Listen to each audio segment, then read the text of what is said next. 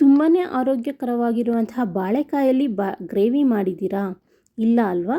ಹಾಗಾದರೆ ಈ ರೀತಿ ರುಚಿಕರವಾದಂತಹ ಚಪಾತಿಗೆ ಹೇಳಿ ಮಾಡಿಸಿದಂಥ ಸೈಡ್ ಡಿಶ್ ಅಂತಲೇ ಹೇಳ್ಬೋದು ಈ ಬಾಳೆಕಾಯಿ ಗ್ರೇವಿ. ಹೇಗೆ ಮಾಡೋದು ಅಂತ ಈ ವಿಡಿಯೋಲಿ ತೋರಿಸಿದ್ದೀನಿ. ಈ ವಿಡಿಯೋನ ಸ್ಕಿಪ್ ಮಾಡ್ದಿರಾ ನೋಡಿ. ವಿಡಿಯೋಗೆ ಹೋಗೋಕ್ಕಿಂತ ಮುಂಚೆ ನನ್ನ ಚಾನಲ್ನ ಯಾರೆಲ್ಲ ಸಬ್ಸ್ಕ್ರೈಬ್ ಮಾಡ್ಕೊಳ್ಳಿಲ್ವೋ ಪ್ಲೀಸ್ ಸಬ್ಸ್ಕ್ರೈಬ್ ಮಾಡ್ಕೊಳ್ಳಿ. ಹಾಗೆ ಈ ರೆಸಿಪಿ ಇಷ್ಟ ಆದರೆ ಒಂದು ಲೈಕ್ ಮಾಡಿ, ಶೇರ್ ಮಾಡಿ, ಹಾಗೆ ಕಾಮೆಂಟ್ ಮಾಡಿ.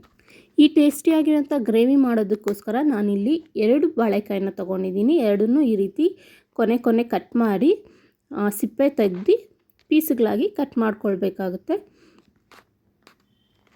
ಈ ರೀತಿ ನೀಟಾಗಿ ಎಲ್ಲ ಸಿಪ್ಪೆ ಬಿಡಿಸ್ಕೋಬೇಕಾಗುತ್ತೆ. ಬಿಡಿಸ್ಕೊಂಡು ಕಟ್ ಮಾಡಿಕೊಂಡು ನೀರಲ್ಲಿ ಹಾಕ್ಕೊಳ್ಳಿ. ನೀರಲ್ಲಿ ತಕ್ಷಣ ನೀರಲ್ಲಿ ಹಾಕ್ಕೊಳ್ಳಿ. ಬೇಕಿದ್ದರೆ ಅರಿಶಿನನೂ ಉಪ್ಪು ಹಾಕ್ಕೊಂಡು ನೀರಲ್ಲಿ ಕಲಿಸ್ಕೊಳ್ಬೋದು. ನಾನಿಲ್ಲಿ ಬರೀ ನೀರಲ್ಲೇ ಹಾಕಿದ್ದೀನಿ. ಕಟ್ ಮಾಡಿದ ತಕ್ಷಣ ನೀರಲ್ಲಿ ಹಾಕಿ ನೆನೆಸ್ಕೊಳ್ಳಿ, ಇಲ್ಲಾಂದರೆ ಕಪ್ಪಾಗಿಬಿಡುತ್ತೆ. ಈ ರೀತಿ ಎರಡನ್ನೂ ಕಟ್ ಮಾಡಿಟ್ಕೊಂಡು ಒಂದು ಬೌಲು ನೀರಲ್ಲಿ ಹಾಕ್ಕೊಳ್ತಾ ಇದ್ದೀನಿ. ವಾರದಲ್ಲಿ ಒಂದಿನಾದರೂ ಈ ರೀತಿ ಬಾಳೆಕಾಯಿನ ಯೂಸ್ ಮಾಡ್ತಾಯಿರಿ. ಆರೋಗ್ಯಕ್ಕಂತೂ ತುಂಬಾ ಒಳ್ಳೆಯದು. ಯಾವುದೇ ರೀತಿಯಲ್ಲಿ ಆಗ್ಬೋದು, ಗೊಜ್ಜಾಗ್ಬೋದು, ಪಲ್ಯ ಆಗ್ಬೋದು. ಈ ರೀತಿ ಈಗ ಮಸಾಲೆ ರುಬ್ಕೊಳ್ಳೋಕ್ಕೋಸ್ಕರ ಜಾರಲ್ಲಿ ಒಂದು ಸ್ಟಾರ್ ಅನೈಸ್ ನಕ್ಷತ್ರದ ಹೂವು ಅಂತಿರಲ್ಲ ಅದು, ಕಲ್ಲು ಹೂವು, ಸ್ವಲ್ಪ ಪಲಾವ್ ಎಲೆ ಒಂದನ್ನು ಮುರಿದು ಹಾಕ್ತಾಯಿದ್ದೀನಿ. ಹಾಗೆ 1/4 ಸ್ಪೂನಷ್ಟು ಜೀರಿಗೆ, 1/4 ಸ್ಪೂನಷ್ಟು ಸೋಂಪು, ಒಂದು ಸ್ವಲ್ಪ ಮೆಣಸು, ಕರಿಮೆಣಸು, ಹಾಗೆ ಒಣಮೆಣಸಿನ್ಕಾಯಿ 5 ಹಾಕ್ಕೊಳ್ತಾ ಇದ್ದೀನಿ ಖಾರಕ್ಕೋಸ್ಕರ. ಲವಂಗ 3, ಚಕ್ಕೆ 1 ಇಂಚಷ್ಟು ಹಾಕ್ಕೊಂಡು, ಬೆಳ್ಳುಳ್ಳಿ ಒಂದು ಸ್ವಲ್ಪ ಅರ್ಧ ಗಡ್ಡೆ ಅಷ್ಟು ಬೆಳ್ಳುಳ್ಳಿ ತೊಗೊಂಡಿದ್ದೀನಿ ಅಷ್ಟೇ. ಅದಕ್ಕೆ ಒಂದು ಸ್ವಲ್ಪ ಶುಂಠಿ ಹಾಕ್ಕೊಂಡು, ಈರುಳ್ಳಿ ಮತ್ತು ಟೊಮೆಟೊ 2 ಒಂದೊಂದು ಹಾಕ್ಕೊಳ್ತಾ ಇದ್ದೀನಿ. ಈ ರೀತಿ ಕಟ್ ಮಾಡಿ ಹಾಕ್ಕೊಂಡು ಸ್ವಲ್ಪ ನೀರು ಹಾಕ್ಕೊಂಡು ನಾವು ರುಬ್ಕೊಳ್ಬೇಕಾಗತ್ತೆ. ನೋಡ್ಬೋದು ಈ ರೀತಿ ರುಬ್ಕೋಬೇಕು.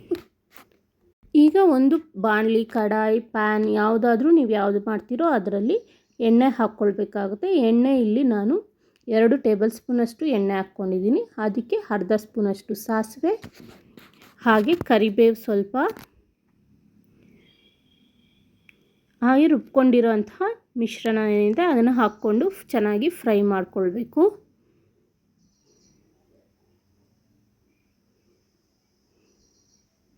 ಈ ರೀತಿ ಎಣ್ಣೆಯಲ್ಲಿ ಸ್ವಲ್ಪ ಫ್ರೈ ಮಾಡ್ಕೊಳ್ಬೇಕು. ಇದಕ್ಕೆ ನಾನಿಲ್ಲಿ 1 ಸ್ಪೂನಷ್ಟು ಧನಿಯಾ, ಅರ್ಧ ಸ್ಪೂನಷ್ಟು ಗರಂ ಮಸಾಲ, ಹಾಗೆ ಅರಿಶಿನ ಸ್ವಲ್ಪ. ಗರಂ ಮಸಾಲ ಆಪ್ಷನಲ್ ಸ್ನೇಹಿತರೆ, ಬೇಕಂದರೆ ಹಾಕ್ಕೊಳ್ಳಿ, ಇಲ್ಲಾಂದರೆ ಪರವಾಗಿಲ್ಲ. ಎಲ್ಲ ಹಾಕಿ ಚೆನ್ನಾಗಿ ಫ್ರೈ ಮಾಡ್ಕೊಳ್ಬೇಕು. ಮಸಾಲೆ ಎಲ್ಲ ಚೆನ್ನಾಗಿ ಫ್ರೈ ಆದ್ರೇ ಗ್ರೇವಿ ಟೇಸ್ಟಿಯಾಗಿರುತ್ತೆ. ಈಗ ಅದಕ್ಕೆ ತಕ್ಕನಂಗೆ ನೀರು ಹಾಕ್ಕೊಳ್ಬೇಕಾಗುತ್ತೆ. ಗ್ರೇವಿಗೆ ನಮಗೆ ಎಷ್ಟು ನೀರು ಬೇಕೋ ಅಷ್ಟನ್ನು ಹಾಕ್ಕೊಳ್ಬೇಕು. ಈಗ ನೀರು ಹಾಕಿದ್ದೀನಿ. ಸ್ವಲ್ಪ ನೀರು ಹಾಕ್ಕೊಂಡು ಇದ್ರ ಜೊತೆಗೆ ನಾನಿಲ್ಲಿ ಬಾಳೆಕಾಯಿನ ಹಾಕ್ಕೊಳ್ತಾ ಇದ್ದೀನಿ. ಬಾಳೆಕಾಯಿ ಹಾಕ್ಕೊಂಡು ಚೆನ್ನಾಗಿ ಬೇಯಿಸ್ಕೊಳ್ಬೇಕಾಗುತ್ತೆ. ಬಾಳೆಕಾಯಿ ಬೇಗನೆ ಬೆಂದ್ಬಿಡುತ್ತೆ.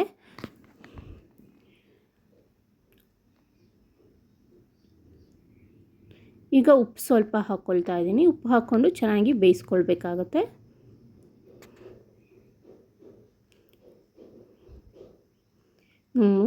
ಲಿಡ್ನ ಕ್ಲೋಸ್ ಮಾಡಿ ಆಗಾಗ ಬೇಯಿಸ್ಕೊಳ್ತಾ ಇರಿ, ಬೇಗನೆ ಬೆಂದ್ಬಿಡುತ್ತೆ. ನಿಮಗೆ ಖಾರ ಸಾಲಿಲ್ಲ ಅಂದರೆ ಖಾರದ ಪುಡಿ ಹಾಕ್ಕೊಳ್ಬೋದು, ಉಪ್ಪು ಸಾಲಿಲ್ಲ ಅಂದರೆ ಉಪ್ಪು ಹಾಕ್ಕೊಳ್ಬೋದು.